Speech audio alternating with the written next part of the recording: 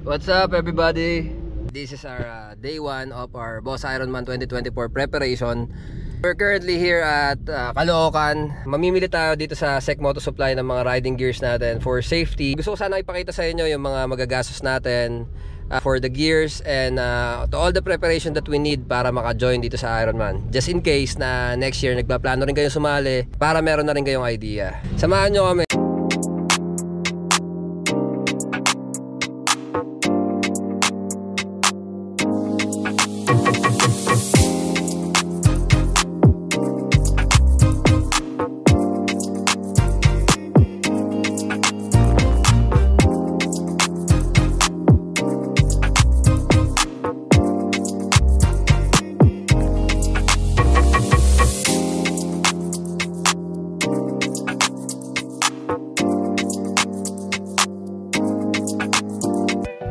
We're here to buy our riding gears for our safety sa paparating na Boss Ironman. Si Ate Joby mag-assist sa atin from SEC Caloocan. Siguro yung gagamitin natin medyo malamig kasi mahaba yung ride natin, abutin tayong tanghali sa daan. Siguro mga mesh jacket like this.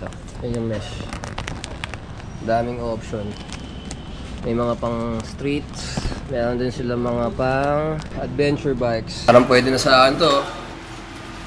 Malamig yan. Ito yung mga prepared natin gamitin sa mga rides katulad ng Ironman kasi medyo mahaba yung ride. Pupunta tayo sa gabi tapos tanghaliin tayo sa daan. So, ito yung idea.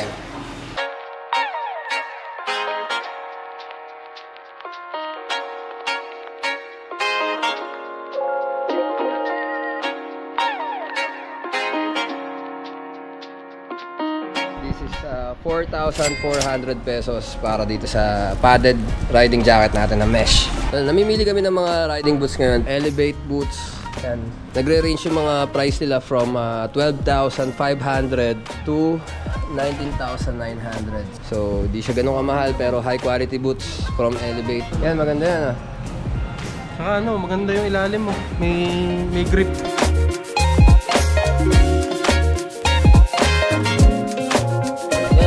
500 for this ADV riding boots from Elevate. Ito perfect sa ride natin. Airbag. Ito once na tinapon ka ng motor, may hila tong wire na to. Magpa-pop yung hangin dito sa airbag natin. Kailangan namin to para secure. Makikita nyo hanggang hips. Protected ka. 6'5" for the riding vest. Necessity to mga padi. So, kuhanin na natin to. Hanap pa tayo ng pants. Riding pants.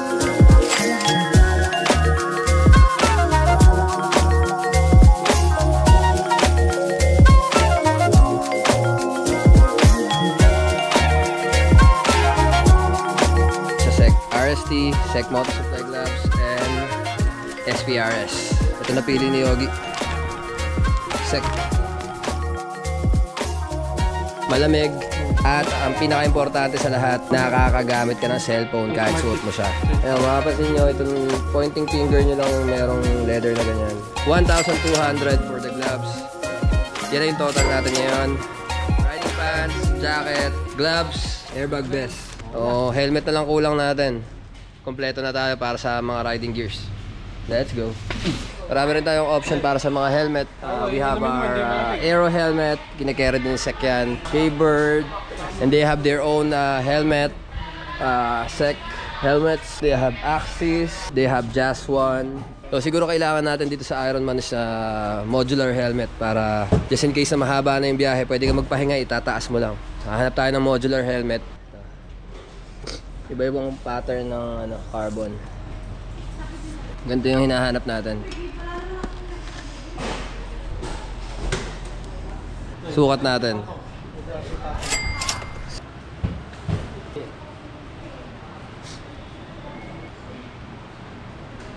Last but not least mga padi, kapote mga padi.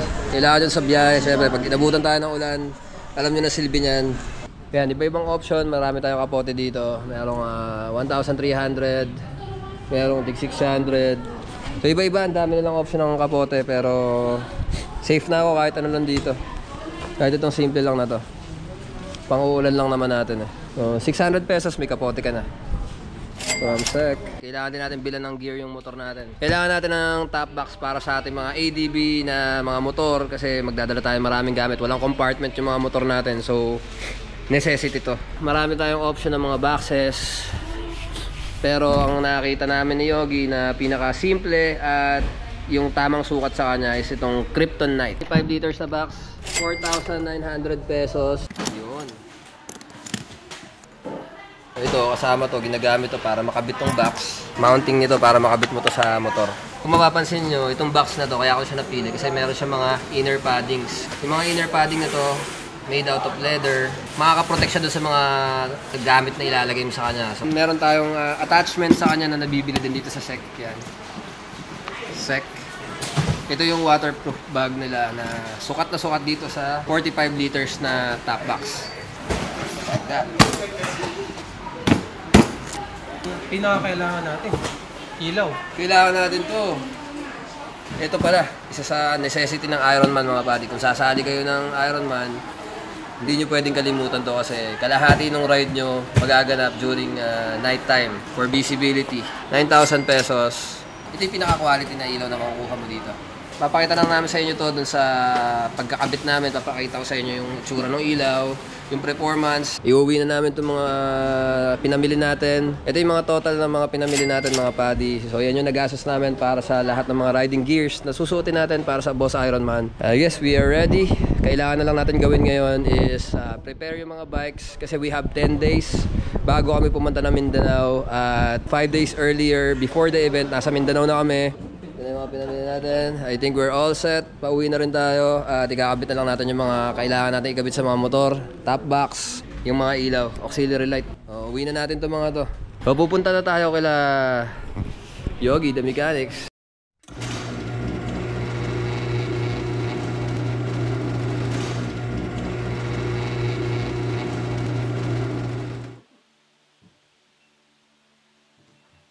At nandito na po tayo ngayon sa bayan ng San Miguel, Bulacan, sa bayan ng mga Lukis. Ito na nga po, i-install natin yung mga accessories ng mga motor natin na gagamitin para sa Ironman Mindanao. Dala-dala po natin ngayon yung mga top boxes from SEC Moto Supply. Auxiliary lights, yan, from SEC din. Para dun sa side pannier natin, 10,000 pesos. Yan, pares na yan, dalawang box, dalawang side. So ito, cellphone holder from SEC Moto Supply din. 800 pesos. Yun lang naman yung mga accessory ikakabit natin sa motor ngayon. Then, mag-i-sticker tayo later after natin ikabit yung mga accessory. Ito po yung Venturi 500 from Bristol. Gagamitin natin to sa Mindanao at Luzon Loop para sa Ironman. Nakita nyo, brand new from Bristol. Ispatin na natin itong mga box, unbox natin mga buddy.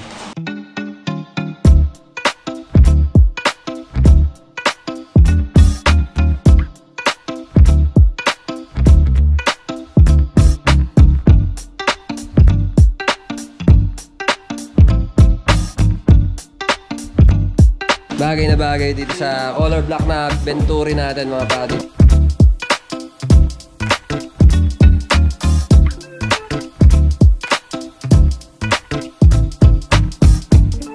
So ano natin i-install ngayon mga buddies yung auxiliary light. Unahin na natin kasi yung mga box madali na may kabit yan.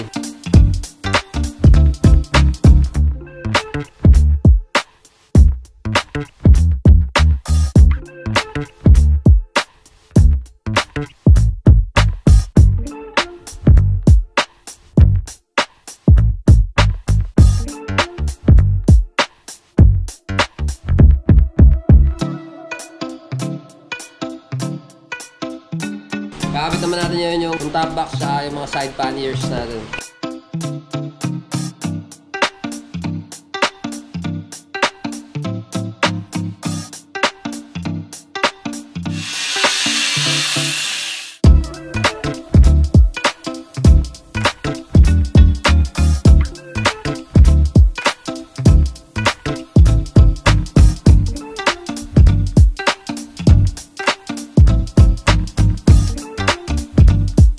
Ito naman yung huling attachment na ilalagay natin sa motor, yung cellphone holder.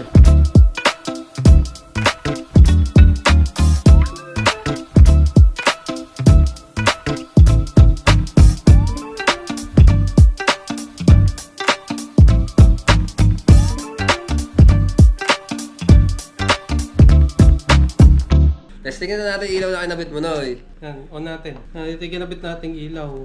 Meron siyang kasama na switch. I-hold mo yung power button para mag-on. Tapos, meron siyang mga function. Meron siyang blinker.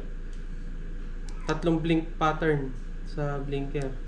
Tapos meron din siyang high and low. Yung unang ilaw niya, yung low, kulay dilaw, pang gamit natin sa ulanan. Tapos meron din tayo na yung high beam niya, kulay white, pang malayuan na visibility. Okay na. Nabot na tayo ng gabi dahil late si Moto Sticker.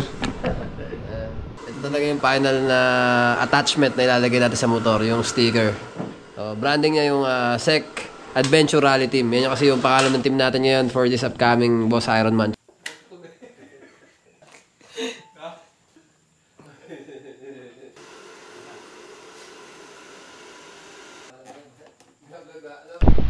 Yan na yung final touch. Okay na. Review lang natin kung ano yung mga ginawa natin ngayon. Kinabit natin yung auxiliary light, stickers, yung mga box and panniers, and itong cellphone holder. Ayos, ang galing mo mag-sticker pare. Dadalaw kami sa Bristol, Davao. We're gonna stay for a week sa Mindanao. All set na yung mga motor natin. Mga tiga Mindanao, kita-kits tayo. Papakita namin sa inyo yung kinalabasan ng mga motor. Kita-kits!